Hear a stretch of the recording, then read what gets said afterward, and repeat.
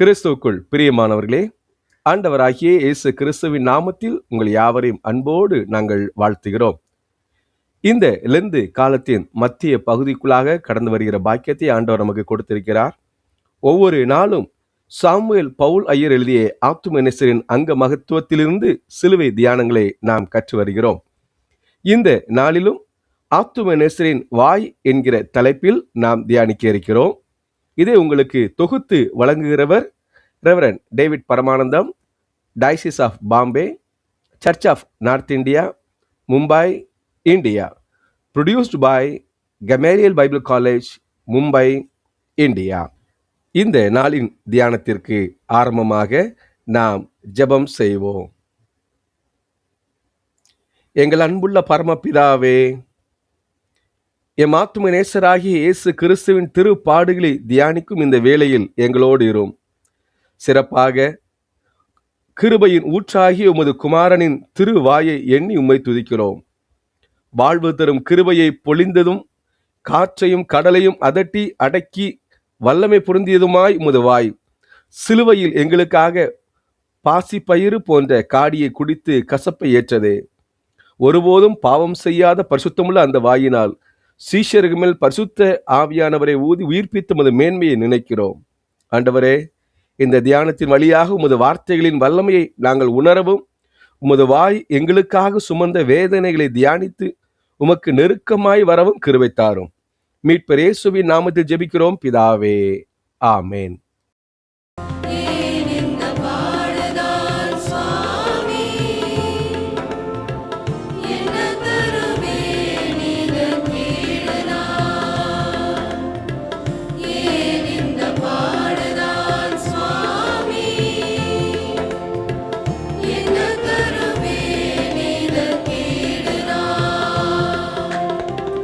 ஆனந்த நேமியே என்னை ஆள வந்த குரு சுவாமி.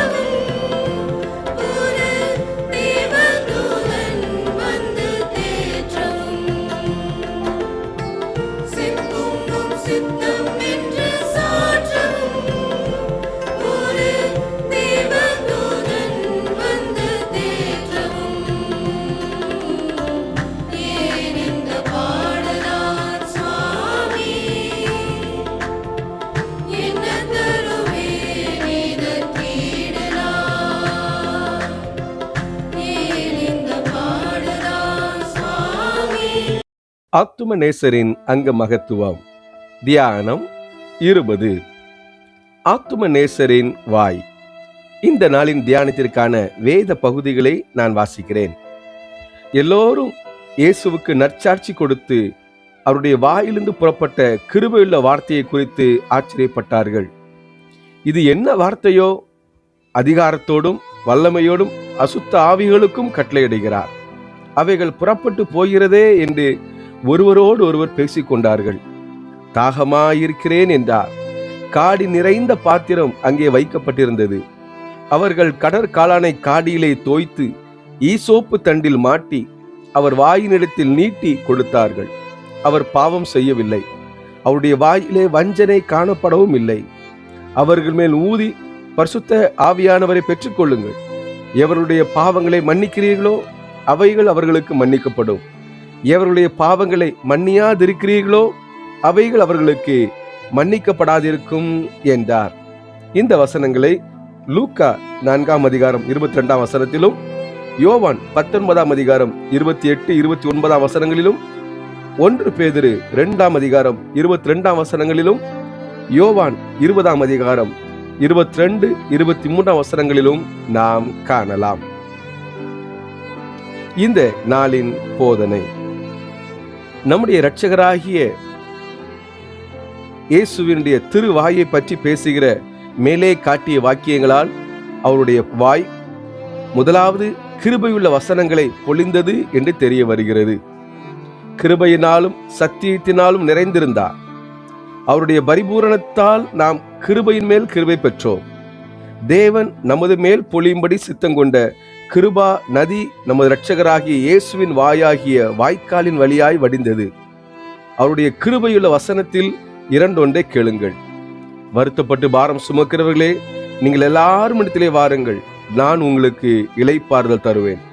நீதிமான்களை அல்ல, பாவிகளையே மனம் திரும்புகிறதற்கு அழைக்க வந்தேன் என்கிறார். 2, இயேசுவின் வாய் வல்லமில்ல வார்த்தைகளை பொழிந்தது. நாசரேத்தூர் ஆலயத்தில் இயேசுவின் வார்த்தை ஒரு பேயை ஓட்டினது. அதை கண்ட எல்லாரும் இது எப்படிப்பட்ட வார்த்தையோ என்று பிரமித்தார்கள். நமக்கு ஜெபத்தையும் உபவாசத்தையும் பேயோட்டும் முறையாக சொன்னார். தாமோ தமது வல்லமையுள்ள வார்த்தையையே பிரயோகித்தார். கடலின் கொந்தளிப்பையும் அவருடைய வாயின் வார்த்தை அடக்கிவிட வல்லமையுள்ளதாய் இருந்தது. அவர் போதித்த உபதேசங்களும் வல்லமையுள்ளவளாய் இருந்தன. 3, அவருக்கு காடி கொடுக்கப்பட்டது.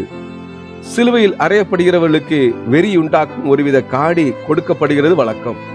பரிசுத்த மத்தேயு அதை கசப்பு கலந்த காடி என்றும், பரிசுத்த மார்க்கு அதை வெள்ளை போலம் கலந்த திராட்சரசம் என்றும் அழைக்கிறார்கள்.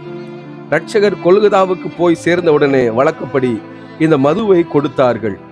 அவர் அதை ஏற்றுக்கொள்ளவில்லை. இரட்சகரோடு சிலுவையில் அறையப்பட்டவர்கள் தங்கள் பங்கை சாப்பிட்டார்கள். இயேசு சிலுவையில் தொங்குகையில் தாகமாயிருக்கிறேன் என்று கூப்பிட்ட பொழுது அவர் வேண்டாம் என்று தள்ளிவிட்ட காடியையே கொடுத்தார்கள். 4, அவர் வாய் பாவம் செய்யவே இல்லை. இது எவ்வளவு அதிசயம்! இருதயத்தின் நிறைவு வாயால் வெளிப்படும். இரட்சகரின் இருதயம் பரிசுத்தம் உள்ளதானதால் அவர் வாயில் பாவம் வெளிப்படவே இல்லை. அவர் ஒரு தரம் என்னிடத்தில் பாவம் உண்டென்று உங்களில் யார் என்னை குற்றப்படுத்தக்கூடும் என்று கேட்டார். அவர் பாவம் செய்யாதது மாத்திரமல்ல, பாவங்களையும் மன்னித்தார். 5, அவர் வாய் பரிசுத்த ஆவியானவரையும் பாவ மன்னிப்பின் அதிகாரத்தையும் கொடுத்தது. ஆதி மனுஷனுக்கு ஜீவாத்துமாவை ஊதினவர் இப்பொழுது தமது சீடருக்கு பரிசுத்த ஆவியானவரை ஊதி பாவ மன்னிப்பின் அதிகாரத்தை அருளினார். இந்த நாளின் தியானம். என் இரட்சகருடைய திருவாய் இரட்சணிய கிருபைகளாலும் ஆசீர்வாதங்களாலும் நிறைந்திருக்கிற ஒரு பொக்கிஷமாயும், பாவ மன்னிப்பு என்னும் அமுதை ஒழுக செய்யும் தேன் தட்டாயும், இருதய சமாதானம் என்னும் கீழையாத்தின் பிசின் தைலத்தை பொழியும் ஜீவ விருட்சமாய் இருக்கிறது. பாரத்தின் இளைப்பை ஆற்றும்படியான திராட்சரசம் அங்கிருந்து கசிகிறது. அதை பானம் பண்ணி அதனால் மகிழ்ச்சி அடைய வேண்டியதே என்று வேறே வேலை எனக்கில்லை. ஆத்துமாவே, நீ வெகுகாலம் பிழைத்திருப்பதற்கு போதுமானதெல்லாம் உனக்கு இருக்கிறது. ஆகையால் உன்னை தேற்றிக்கொள். இரட்சகரை போல் கிருபையால் நிறைந்தவர்களை நான் கண்டதும் இல்லை, கேட்டதும் இல்லை. அவரும் கிருபை, அவர் வாயும் கிருபை, அவர் பேரும் கிருபை, அவர் பேச்சும் கிருபை, அவர் செய்கையும் கிருபை, அவர் பிறப்பும் கிருபை, அவர் இறப்பும் கிருபை, கிருபையே கிருபை, எல்லாம் கிருபையே. ஆத்துமாவே, அவருடைய கிருபையுள்ள வாயின் வசனம் ஒன்றை கேள். என்னிடத்தில் வருகிறவனை நான் புறம்பே தள்ளுவதில்லை. இப்படி வேறே யாராவது உன்னை ஆறுதல் படுத்தினது உண்டோ? சொல்லு. என் ஆத்துமாவை பிசாசின் வல்லமையில் நின்று விடுதலையாக்கும்படி நான் இயேசு வண்டை போவேன். அவர் தமது வாயிலிருந்து ஒரு வார்த்தை சொல்லுவார். அந்நிமிடம் முதல் என் ஆத்துமாவை பிடித்திருக்கும் பேயானாலும் பாவமானாலும் பறந்தோடி போகும். பாவம் இல்லாதவரும் பாவிகளை விட்டு பிரிந்தவரும் பாவங்களை மன்னிக்க மனமும் அதிகாரம் உடையவருமான இரட்சகர் என் ஆத்துமாவில் தமது ஆவியை ஊதுவாராக. உடனே நான் பலனடைவேன். அவருடைய திருவருள் உலர்ந்து போன என் ஆத்துமாவின் எலும்புகளை அசைய செய்து அதில் சதை பிடிக்க செய்யும். கிருபையின் வரப்பிரசாதங்கள் இறங்குவது என் ஆத்துமாவின் பேய்களை ஓட்டி பயங்களை அமரச் செய்து பாவங்களை மன்னிக்கிறதுமான திருவாயில் காடி கொடுக்கப்படுகிறதை என் ஆத்துமா பார்த்து புலம்புகிறது.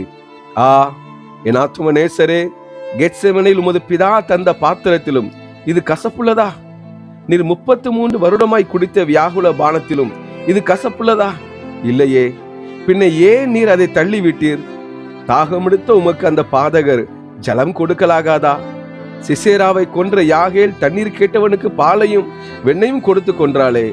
ஆ பாவமே, நீ என் இரட்சகரை என்னமாய் வதைக்கிறாய்? இரட்சகா, கானா ஊரில் தண்ணீரை ரசமாக்கி சகலரையும் சந்தோஷப்படுத்தின உமக்கு இந்த கசப்புள்ள காடியா கொடுக்கப்பட்டது. நீர் அதை வேண்டாம் என்று சொன்னதற்காக உம்மை புகழுகிறேன். உமக்கு சித்தமானால் அதை தேனாக மாற செய்து நீர் உண்ணலாம். ஆனால் என் இரட்சகர் சொந்த புத்தியோடு இருந்து என் இரட்சணியத்தை நிறைவேற்றி முடித்தார் என்று என் மனம் மகிழுகிறது. அந்த காடியை மாத்திரம் நீர் குடித்தது மெய்யானால் உம்முடைய சத்துருக்கள் அனைவரும் நீர் என் மேலுள்ள அன்பினால் அல்ல, காடியின் வெறி மயக்கத்தால் துன்பங்களை சகித்தீர் என்று சொல்லலாமே. நீர் மனுஷர் பேருள்ள அன்பையே மதுவாக உண்டு அன்பின் வெறியினாலே மேற்கொள்ளப்பட்டு எல்லாவற்றையும் சகித்தீர் என்று என் ஆத்துமா உணர்ந்து கொள்கிறது. இன்றைய விசுவாச விண்ணப்பம். அருள் பொழியும் வாயே நமஸ்காரம், அழகை ஓட்டும் வாயே நமஸ்காரம், காடி மறுத்த வாயே நமஸ்காரம், பாவம் இல்லாத வாயே நமஸ்காரம், ஆவியூதும் வாயே நமஸ்காரம்.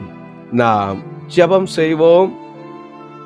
கிருபையுள்ள இயேசுவே, பாவியும் நிர்பந்தமான அடியேன் மேல் தயவாயிரும். உம்முடைய திருவாயிலிருந்து புறப்பட்ட உபதேசங்களும் கட்டளைகளும் என் ஆத்துமாவுக்கு ஞான போஜனமும் பானமுமாய் இருக்கும்படி கிருபை செய்யும்.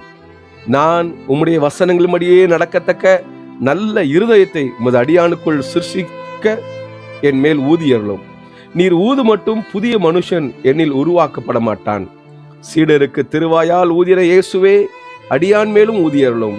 பிதா, குமாரன், பரிசுத்த ஆவியானவரின் நாமத்தினாலே ஆமென்.